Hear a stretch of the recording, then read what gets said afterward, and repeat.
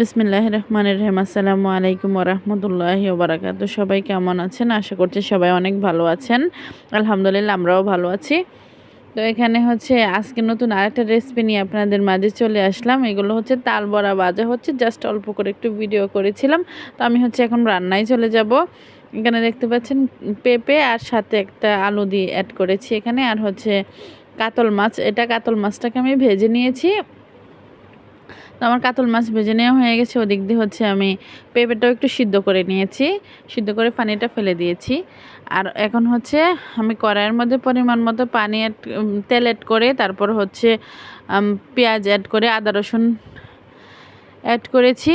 And then হচ্ছে এখন আমি মশলাগুলো ওইদিকে 3 ধরনের মশলা নিয়ে নিয়েছি: হলুদ গুঁড়ো, ধনে গুঁড়ো, মরিচ গুঁড়ো, তারপর হচ্ছে লবণ। এগুলো হচ্ছে একসাথে পানি দিয়ে মিশিয়ে তরকারির মধ্যে হচ্ছে আমি অ্যাড করে নিচ্ছি। এখন দেখেন আমার তরকারি মশলাটা আমি কি সুন্দরভাবে কষিয়ে নিচ্ছি, কালারটাও খুব চমৎকার আসছে।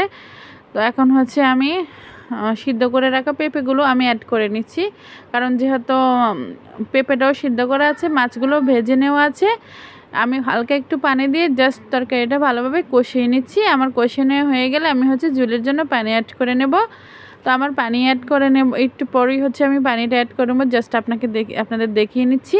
তো আমার হচ্ছে এখন মাছগুলো এখানে অ্যাড করে নিচ্ছি। আমি মাছগুলো অ্যাড করে তারপর হচ্ছে আমি ঝোলের জন্য এখানে পানি অ্যাড করে নিয়েছি। আমি হচ্ছে খুব সুন্দর করে তরকারিটা রান্না করে নিব।